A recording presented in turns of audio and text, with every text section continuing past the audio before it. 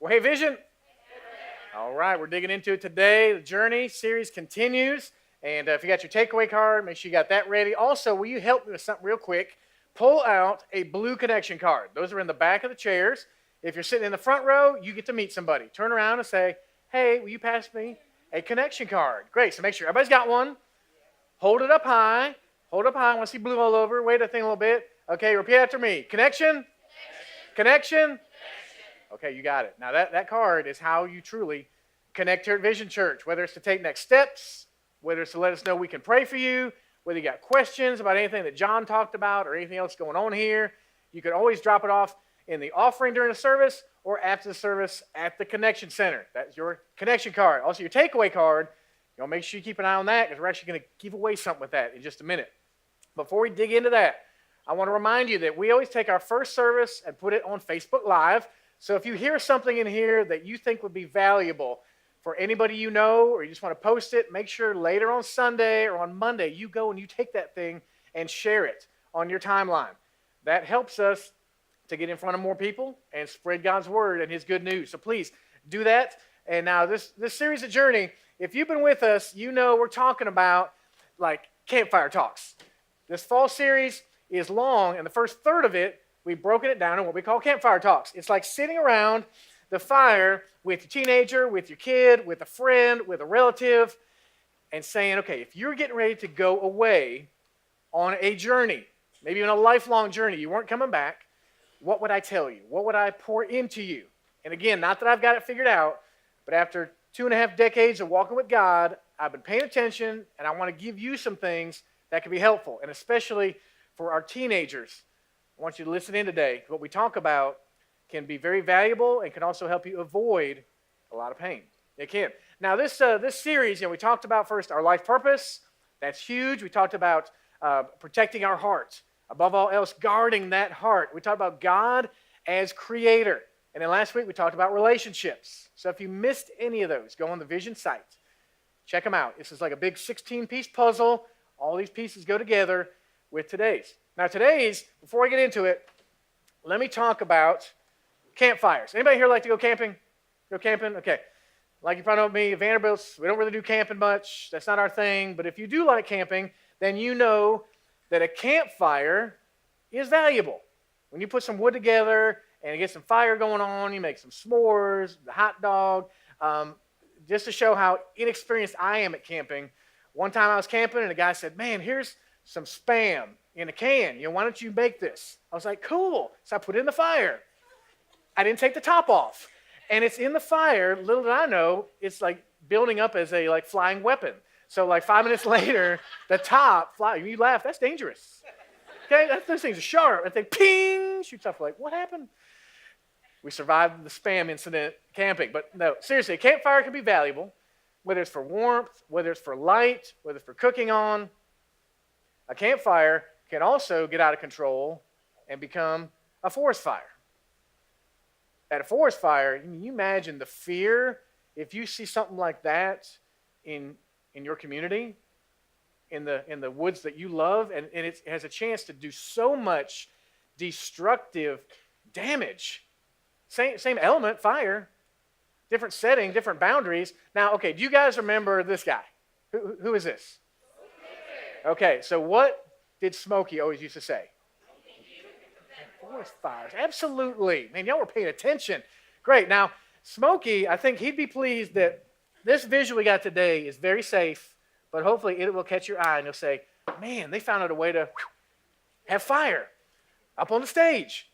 Because, we thought, how can we have fire up here out at the ranch? Now, we're thinking about for the ruckus, I'm not sure, but we have the Spooktacular coming up. We're going to have flaming pumpkins out there, so you don't want to miss that. They said no flaming pumpkins on stage. So today we got a little bit of fire going on here, a little bit of fire with some Vision gear. And in fact, I would love some people to get some of this Vision gear. So if you would, pull out your takeaway card if you got one, and take a look on the bottom right corner, and if it's cut, if it's got a little nick off of that bottom right corner, then you have won a Vision bottle. So if you got one of those takeaway cards, hold it up. Hold it up real high, show us. We got them all kind of throughout the room. Yep, these guys will be coming around, and actually, I'll give you one right here.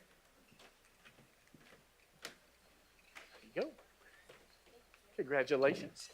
And as those guys pass those out,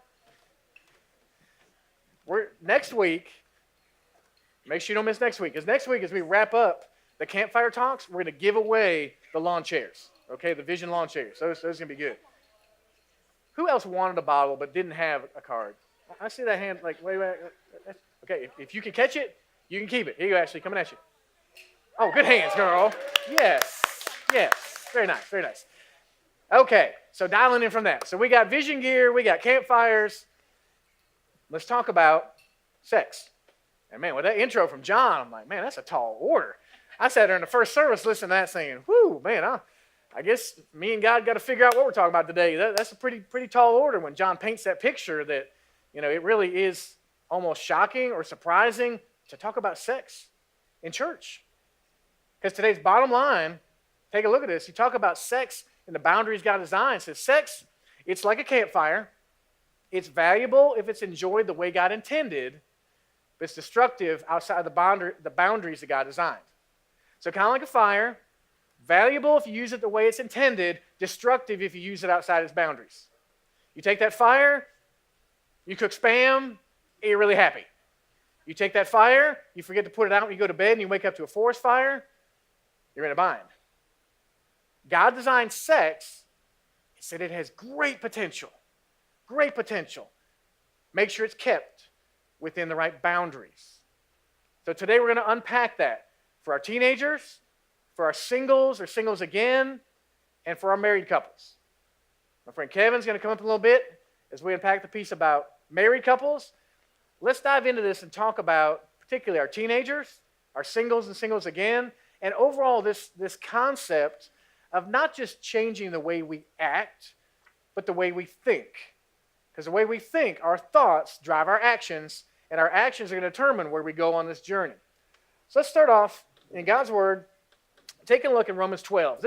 If I've got like a top 10 list of favorite verses or favorite passages, Romans 12, 1 and 2 is on there. That Paul, when he writes this, he is talking about going against a flow in a world that's trying to take us somewhere we don't want to go. And in fact, when you think about the sexual culture in America, do you think we're in trouble? Yes or no? Yes. Do you think we're in trouble? Yes or no? Yes. I think we are. I think it's getting worse. I think generation by generation, it's getting worse. So Paul, he writes here, look at this. He says, therefore I urge you, brothers and sisters, in view of God's mercy, to offer your bodies as living sacrifices. Now think about this concept of a sacrifice. Back in biblical times, they take the fire and they pile it all up, and they would kill an animal and put it on there. But what if they didn't kill it? I mean, what if they just had like a little slab on there and they tried to put a living sacrifice on there? As soon as there's some kind of heat, man, that thing's getting off. That thing is getting off the altar saying, there is no way I'm going to do this. So you think about in our world, and we say, okay, God, I'm trying to follow you. I'm trying to walk with you. I want to be a sacrifice. You try to change, and then life rubs against you, puts friction on you. You say, oh, man, I don't know if I could do that. I don't know if I can make it. It's too hard. There's too much temptation. There's too much pressure. Paul says, let's live as living sacrifices because this is pleasing to God. So let me promise you, particularly our teenagers, if you are trying to be a living sacrifice for Christ that pleases God, He is on your side. We're talking about not being shaken. That's the God who is not shaken. He will help you in this. Let's continue in this passage. It says, in view of God's mercy, offer your bodies as a living sacrifice, holy and pleasing to God. This is your true and proper worship.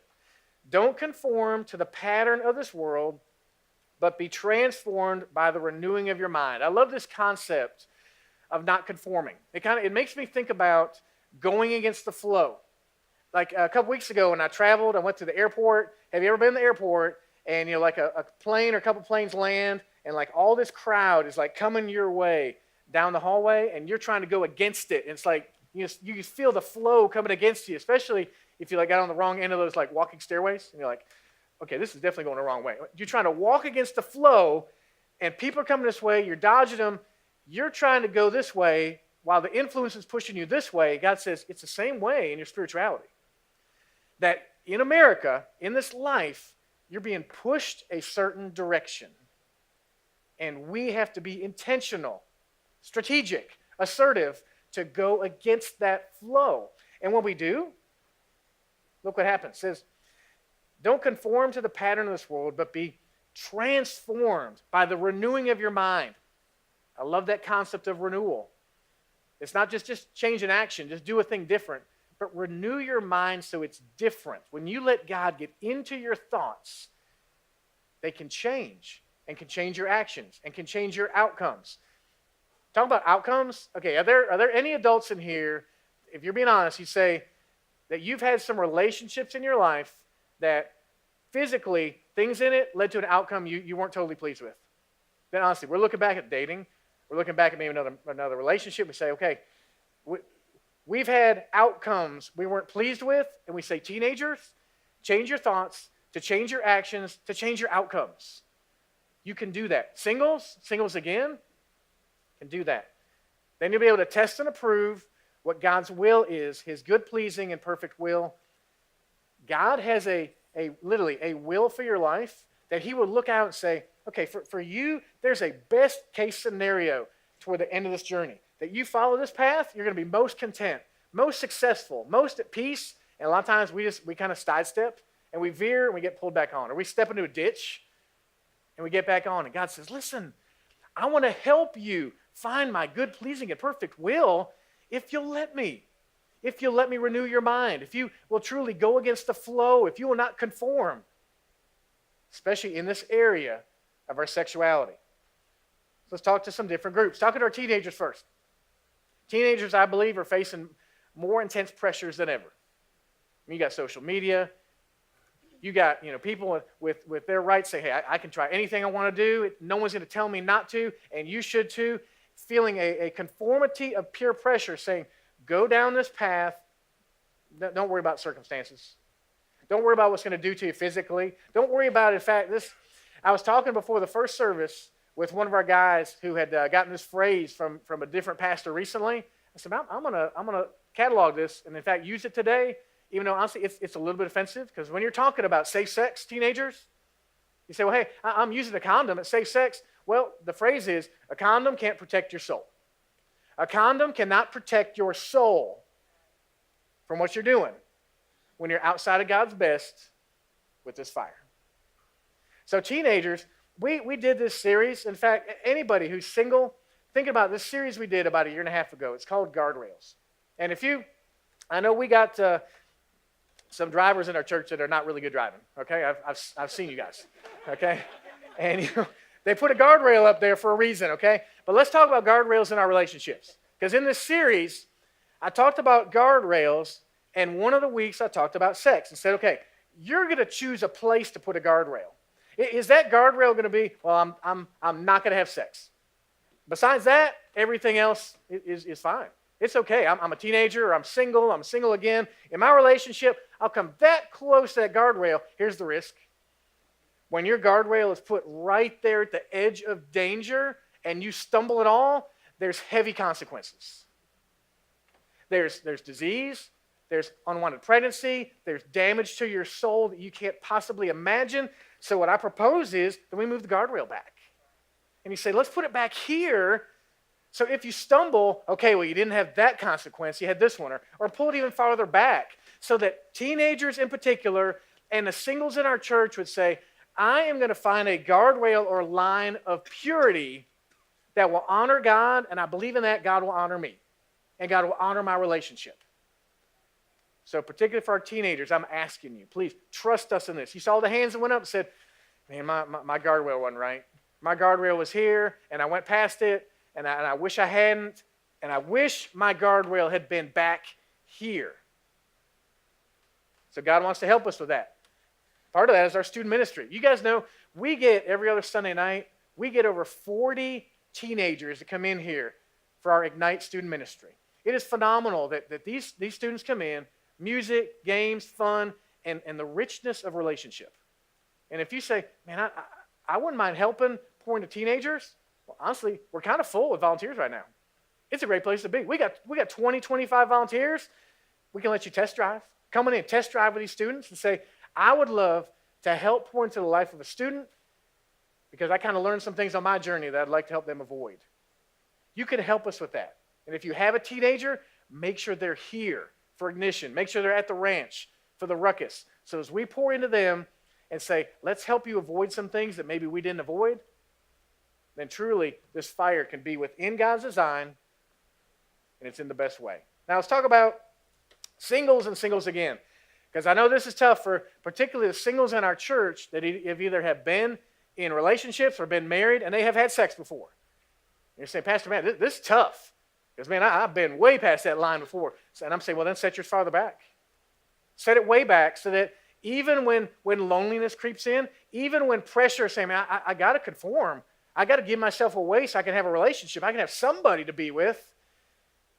God says, we can get past this. We can get through this together. Part of what God says is, let's get you some people to run this race with.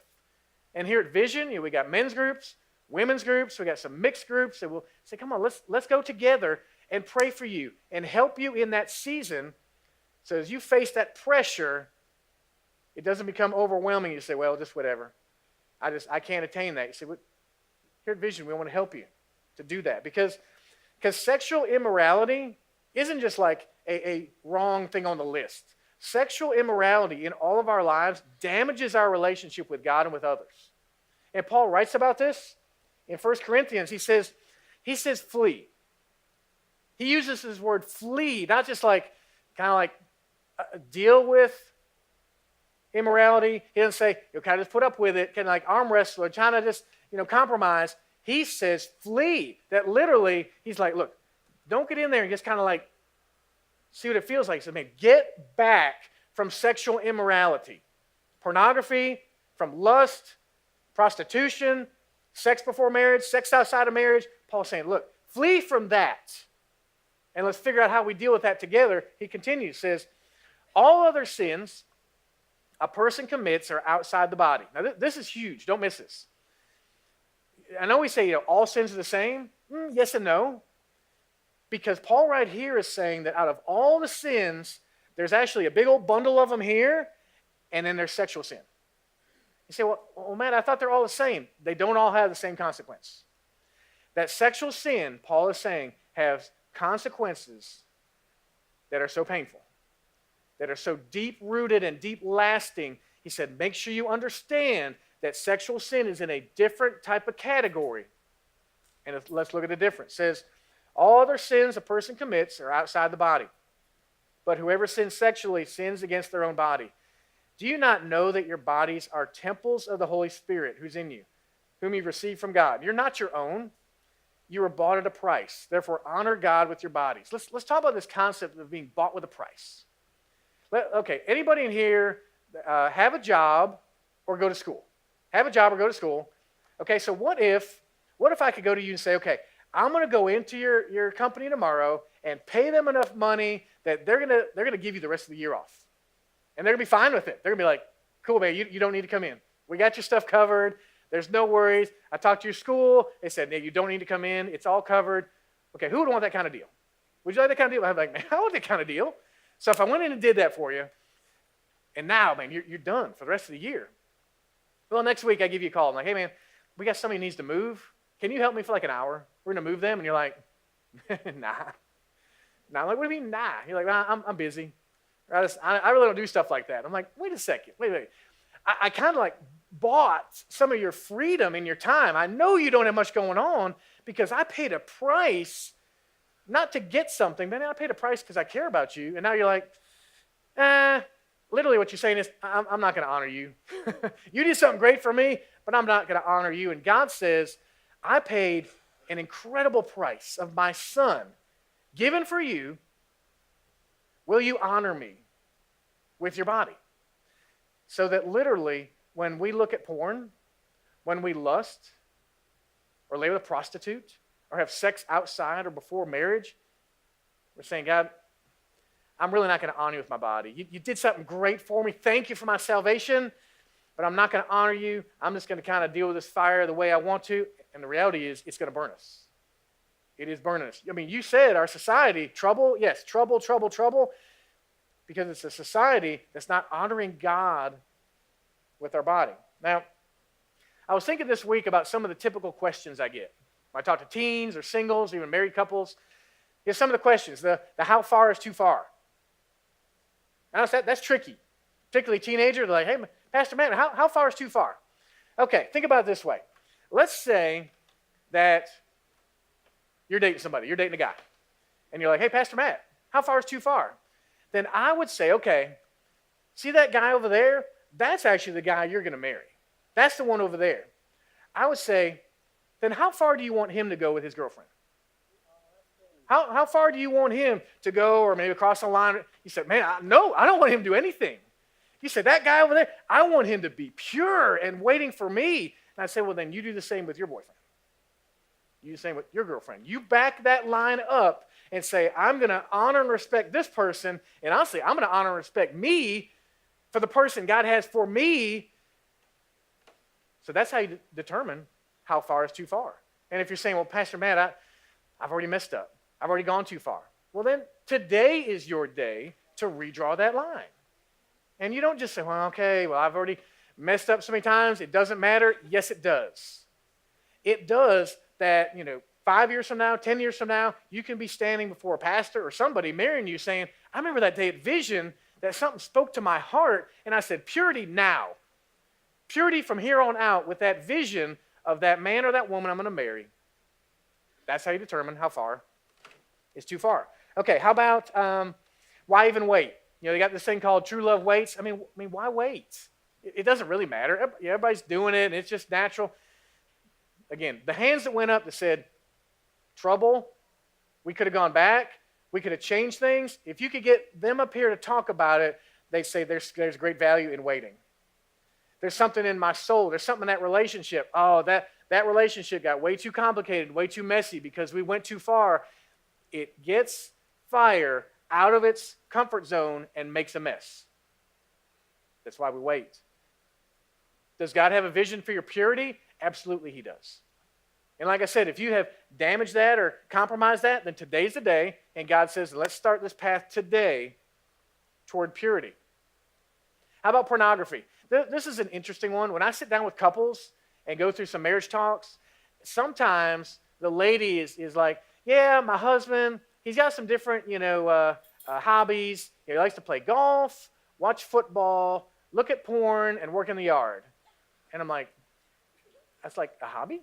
And she's like, well, it's just kind of what he does. That's fine. I said, no, it doesn't need to be what he does.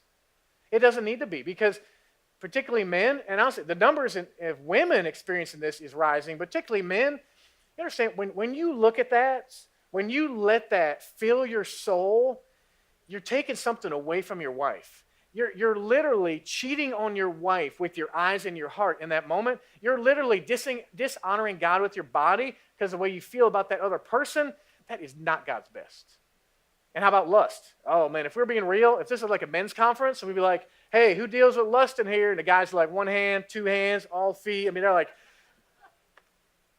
guys, it's a big thing for us that we look at ladies and our mind just go places. And so we need to train our minds and our actions to push back from lust, that it would bother us when we lust, that it bothers me when I lust, and say, God, please help me with that, because that's going to take me somewhere that I don't want to go. We can help each other on that. Now, in Romans 7, I love how Paul, this is in your takeaway card, how Paul deals with this and says, oh, man, I'm trying to do what's right, but I stumble. I want to do what's best, but I fall on that. And I'm trying to change, but I can't. Is there anything that can help me? Is there any way to get past this? And if you're sitting there saying, man, that's totally how I feel sometimes when I deal with the pressures or temptations of sexual sin, Paul says, well, thanks be to God, because there is hope in this, that Jesus is that unshaken foundation that will help you with this. Romans 7. I encourage you to read that this week. And then I love this in Genesis 39. If you know the story of Joseph at all, this is a guy who was faced with temptation. Whether you're single, teenager, married, temptation comes your way. And in Joseph's life, when he was faced with it, he said, how could I do such a wicked thing and sin against God? How could I do something so wicked, damaging, discrediting to God? How could I do that?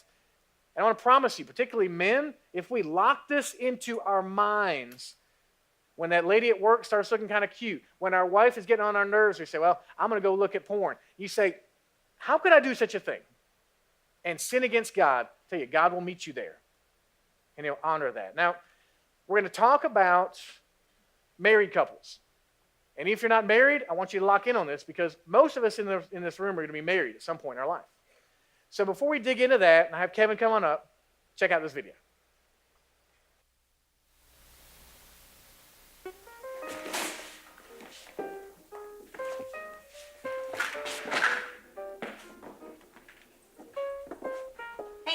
Hey, Dumpling.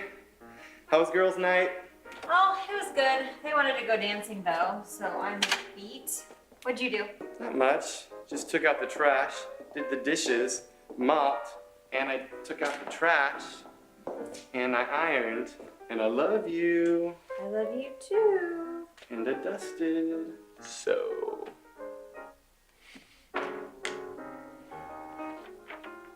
You know, babe, you look so beautiful. Thank you.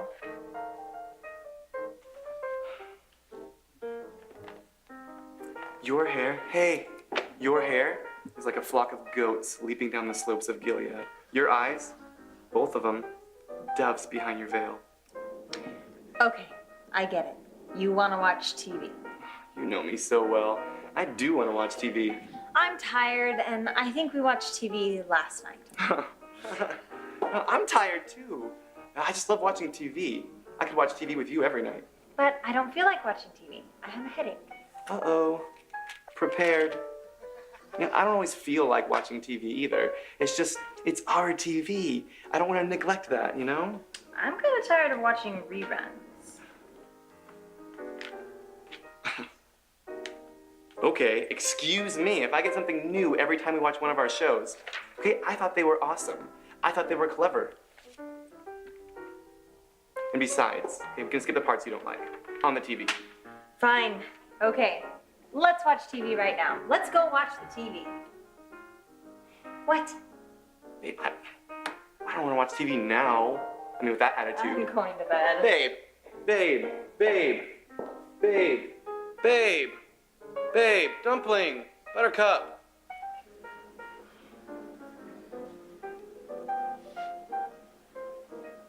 Hey, how about Good Morning America? Wow. All right. Okay. We talk about this in church. Hey, it's good to laugh, isn't it? You're like, ooh, okay. Can relax a little bit. We talk about sex with the married couples. I don't know. This is my friend Kevin Colick, and it's pretty cool. God's got him as a friend in my life. We talk about once a week, just about different life stuff going on, ministry, marriage, finances, and you talk about iron sharpened iron. That's what we do for each other. In fact, you got me in the gym this week, man. I did. I got in the gym. We're taking selfies when we go to the gym. So I'm in there lifting, working out. And it's pretty good. So I appreciate that. Now, they didn't realize I was roping them in to help with the sex talk. But seriously, we were talking on Thursday, and I could tell that both of us, now let me promise, we're not up here to talk about like our marriage and our sex life, his marriage and sex life. We're here to talk about what we have seen and learned and experienced through lives and God and different things, because this topic, it affects us. It does. And so as we dig into this, Kevin, we're talking about some recommendations for married couples. Yeah. And again, if you're young, far from being married, lock this stuff in, because this is going to matter. We're going to talk kind of about two things, about having an open talk and about openness. This first piece about having an open talk as a couple, we're breaking it down to three pieces: about communicating, about some compromise, and about caring for each other. So let's dig right in, man, about communicating, because if you guys hadn't noticed, men and women are really different. Yeah. I wrestle with God about this sometimes. God, why did you make us so different, particularly in this area? So different. So dig in, man. Communication. Well, I think the video did a great job of kind of displaying it. So, you know, the guy comes in and he has on his mind what the things he needs to do to get what he wants, which is sex, right? And then so he's done a bunch of things so he can get some sex. And then, you know, the wife is very just kind of brushing him off like, no, right? And so sometimes, and that's the extreme, right? It gave us the extreme. So the wife is not interested and the husband is trying to figure out what he can do to have some sex. And so when you talk about communication, is definitely key to make sure those extremes don't play out in a marriage. And so the first part obviously is talking openly about sex in your marriage. And so what are the expectations? What are the needs? And really detailing out what those things are. And sometimes it will be a little bit awkward, right? And maybe some of y'all have been married for a long time. You've never really had that detailed conversation about what are the expectations, what are the needs. And so even we're talking right now, right? And you're like, everybody's kind of like, oh, we're talking about sex in church, and it's a little bit awkward, and it just kind of is, right? So when you're talking with your spouse, it will seem awkward, but that's okay. You just need to be able to have that awkward conversation and just push the limits and talk about openly what it is. The other idea too that I talked about in the first service is just kind of realizing that in your communication, it's all tied back into intimacy. And so, we're talking about sexual intimacy, but the idea behind sexual intimacy is that is one piece of intimacy, right? That's one piece of intimacy. So there's all these other pieces of intimacy. And when you talk about intimacy, intimacy is really just another word for talking about your closeness, right? How you're on the same page. And so are you on the same page? Do you have a level of intimacy when it comes to disciplining your children? Is there a level of intimacy in this sense of being on the same page with your finances?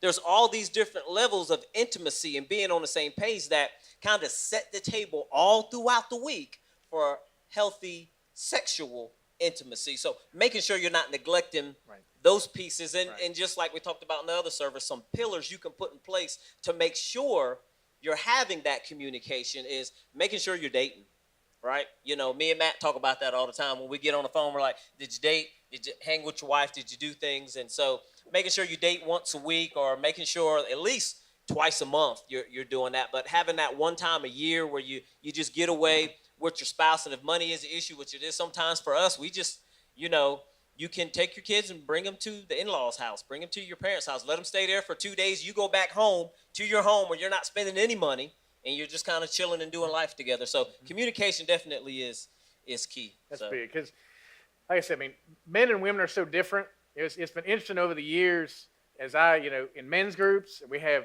cool, closed conversations, and you hear, honestly, the consistent message that men want sex more, and women, they're not there. There's a gap in it, and you're like, oh my goodness, did Pastor Matt talk to my husband this week? Did Pastor Matt talk to my wife this week? No, and that's just who we are. And honestly, that when you sit down and communicate with your spouse about, there's got to be some type of compromise, and this isn't like an arm wrestle, like I'm gonna get what I want, and you kind of get what you want, and there's gonna be a lot of scars and damage. No, man, let's compromise and talk, because we care about each other. But how about the compromise piece? What's that look like? Well, you definitely want to make sure you're compromising. So the idea of, I'm in sales. And so when you're selling something to someone, there's always this idea of, I'm only going to share the information I need. I'm only going to give you as much as, as I think I can, because I'm trying to get something out of this. And so sometimes as couples, we go into this situation with the salesman mentality. Like, I'm not trying to put them first. I'm trying to figure out what I can get out of it. And that's the wrong attitude. And sometimes we do that and don't even realize it, right? So making sure that this compromise idea is that I never want to go into the situation where I win out.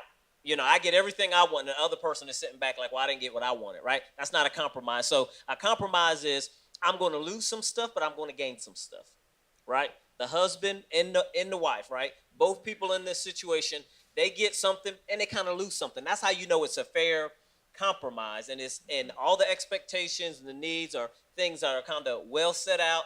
There's good compromise, and there's definitely, obviously, like we said before, good communication about an even compromise on what it looks like. Because like you said, women and men, it's going to be different. Some want to have, some women want to have sex more, some men want to have sex more, and you got to figure out the compromise, not just of the frequency, but, just of, what are the expectations inside of all of it. So, and that's really rooted, in caring for each other. Again, it's not just getting what I want, what you want. It's about caring.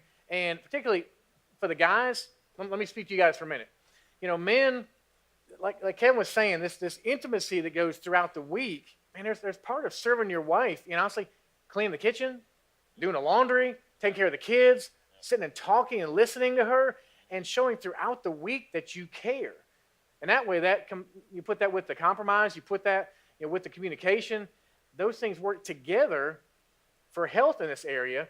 Because men, if you will care for and love your wife and set her up to be successful in this, then I'm saying, wives, then you got your side. Now women, let me speak to you directly for a minute. If you got a guy who's coming to vision, and he's saying he loves the Lord, like he is a Christian, he is a follower of Jesus, here's basically what he signed up for. God and his church and me are asking him to have one woman the rest of his life. One woman that he has sex with, that he looks at that way, that he will spend his life with, not prostitutes, not pornography, not even lust. Understand, ladies, you have a high responsibility because if he's doing his job right, he loves you. There is a fire. There's a fire in him to be with you. So my challenge to you ladies is not to say, well, honey, just stifle that. Because the reality is most men, they will not stifle it, they will redirect it. And I'm telling you, ladies, we don't want to be meeting to talk about that. We want to be meeting with you as a couple, say, hey, let's help you be healthy so this man is faithful. And he is honoring God with his eyes and his heart with you. So that's something for the guys, something for the ladies. Let's talk about this oneness, all right? This isn't just about pleasure, about an amazing thing you do, amazing thing you feel, but there's a oneness that you experience in God's best with just one person, the oneness. Speak to that. So, the whole idea of your ability to be intimate, it obviously ties into oneness. And that's God's idea for us as couples, right? There's a calling on the church to walk inside of a oneness, right? There's a calling in our marriages to walk inside of a oneness. And that's really hard. By no means is that easy. That's messy. That's really tough. But, the communication and the compromise, that all ties into your ability to be spiritually one, right? Mentally one. And so sexual intimacy ties into that because, like Matt was saying, there's all these stressors put on men and stressors put on women and all these things thrown at you, whether you're online, just on Facebook or just at work, all these different, levels of lust that maybe you may get thrown at you, all these emotional things that get thrown at you. And maybe, women, there's a guy who's giving you more attention than your husband does, right? And so it's all these different things thrown at us that try to eat away at our oneness, but you put yourself in a position where you push to have a healthy oneness about your interaction with your spouse. And so obviously communication ties into that, but realizing that the seeds you sow with your thoughts, with your communication, with your words, with caring for them, it all ties into the oneness piece. It does. So as we kind of wrap this up, guys, I want you thinking about a conversation I had in a men's group one time. And this group of guys, very diverse in terms of ages, backgrounds and stuff. And we talk about this. We're talking as guys about it. And one guy was like, man, I'm so frustrated. This is such a tension in my marriage. This is so tough. And another guy was like, man, I was there a couple years ago. That's where I was. And the other guy was like, man, well, tell me. I mean, like, how did you handle this? How did you deal with this? And it's so cool how sometimes the best answers are so simple. Because the other guy, the little slightly older guy, he said, I began to pray first. He said, when I got frustrated, I'd pray first. When I sat down and talked to my wife, I'd pray first. When I was faced with that temptation, I would stop and I would pray first. Before I tried to formulate a plan, or even had the talk, or try to compromise, or try to figure something out, or pull my hair out, or do something, he said, I would stop and I'd pray first. Because you know what you're doing? I mean, you're letting God in on that situation. You're saying, God, I need your help. God, this is something that you designed to be wonderful, and it's not wonderful. It's frustrating. So whether you're that guy or whether you're that lady, and you are frustrated or you're facing temptation or whatever it is in your world where sexuality is not at God's best, pray first. And as we look at the bottom line, to wrap this up, say that, remember, that sex is like this campfire. It's great when it's in the right place. It's destructive in the wrong place. The way God designed it, truly valuable. Go outside his boundaries, destructive. So let's help each other on this journey. But most of all, man, dig into God on this. Say, God, I need you. I need your help on this. Walk with me on this journey. Let's pray.